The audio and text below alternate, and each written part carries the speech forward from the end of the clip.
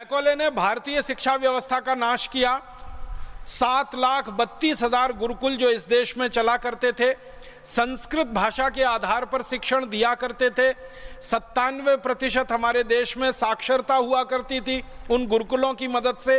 Engineering पढ़ाई जाती थी, मेडिकल पढ़ाया जाता था, मैनेजमेंट पढ़ाया जाता था, धातु शास्त्र पढ़ाया जाता था, चिकित्सा शास्त्र होता था, सर्जरी पढ़ाई जाती थी। ऐसे 18 उच्च शिक्षा के विषय हुआ करते थे। इन सब विषयों में पारंगत देश भारत को मैकॉले के एक कानून ने खत्म कर दिया जिसका नाम था इंडियन एजुकेशन एक्ट। उस कानून के आधार पर संस्कृत को उन्होंने प्रतिबंध लगा दिया और संस्कृत के आधार पर पढ़ाने वाले गुरुकुलों को प्रतिबंध लगा दिया। गुरुकुलों के आचार्यों को जिंदा जला दिया, उनके घरों में उनके घरों के साथ जला दिया, हाथ पैर उनके काटे, उंगलियां काटी, भयंकर अत्याचार करके गुरुकुल बंद किए गए। आज़ादी के बाद क्या होना चाहिए था? जो कुछ मैकॉले ने किया उसका उल्टा करना चाहिए था भारत सरकार को। अंग्रेजी खत्म होनी चाहिए थी, अंग्रेजों के बनाए गए कॉन्वेंट स्कूल और पब्लिक स्कूल बंद होने चाहिए थे, और जो गुरुकुल कभी चला करते थे इस देश में, जिनके आधार पर 97% साक्षरता थी पूरे देश में, उनको पुनर्जीवित करना चाहिए था। लेकिन भारत सरकार ने ऐसा कुछ नहीं किया। ना अंग्रेजी को ख़त्म किया, ना कॉन्वेंट स्कूल बंद किए, ना पब्लिक स्कूल बंद किए, ना वो झूठा इतिहास सरकार ने बदला। मुझे तो बहुत दुख होता है ये कहते हुए कि भारत के इतिहास की पुस्तकों में महाराजा रणजीत सिंह को डाकू कहा गया। भारत के इतिहास की पुस्तकों में अमर शहीद भगत सिंह को आतंकवादी कहा गया। भारत की इतिहास की पुस्तकों में अमर शहीद चंद्रशेखर आजाद को आतंकवादी कहा गया।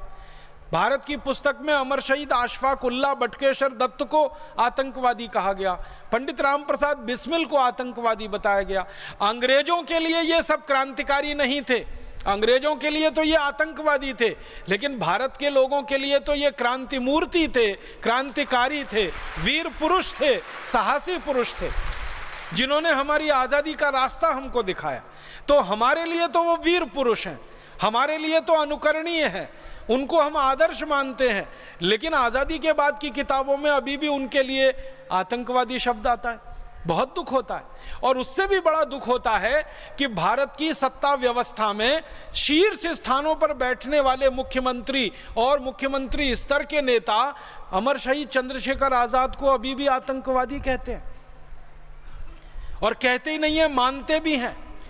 और मुझे उससे बड़ा अफसोस है कि जो अमर शहीद चंद्रशेखर आजाद को आतंकवादी कहे वो किसी देश का, किसी प्रदेश का मुख्यमंत्री बनकर रहे। इससे बड़ी विडंबना इस देश में कुछ नहीं हो सकती। हमें तो ये होना चाहिए कि अमर शहीद चंद्रशेखर आजाद को आतंकवादी कहने वाले का हर तरह से नामो निशान मिट जाए, ऐसा इस देश में प्रयास होना चाहिए, ऐसा अभियान चलना चाहिए, बनिस्बत इसके कि अमर शहीद चंद्रशेखर आजाद को आतंकवादी कहकर गाली देने वाला मुख्यमंत्री बन जाए किसी राज्य का, और मुख्यमंत्री बनकर लूट करे पूरे राज्य के संसाधनों की। शर्म है, अफसोस है इन सब विषयों पे। तो हुआ ये है इस देश में कि आज़ादी भौतिक रूप से हमको मिल गई, अंग्रेज हमारे यहाँ से चले गए, लेकिन अंग्रेजों के बच्चे इसी देश में छोड़ गए। मैकॉले मर गया, लेकिन मैकॉले के मानस पुत्र इस देश में अभी भी जिंदा हैं, जिनको हम काला अंग्रेज कह सकते हैं। उन्होंने जब से आज़ादी के बाद इस देश की व्यवस्था को संभाला, सरकार को अपने हाथों में लिया, अंग्रेजों का बनाया हुआ और अंग्रेजों का बिगाड़ा हुआ कुछ भी इस देश में उन्होंने दुरुस्त नहीं किया। हमारे देश में भाषा अंग्रेजी है, भूषा अंग्रेजी है, भोजन अंग्रेजी है, भजन अंग्रेजी है, भेषज अंग्रेजी है, कानून अंग्रेजी है, कृषि व्यवस्था अंग्रेजी है, अर्थव्यवस्था अंग्रेजी है, चिकित्सा व्यवस्था अंग्रेजी है। हर स्तर पर अंग्रेजियत अंग्रेजियत अंग्रेजियत छाई हुई है।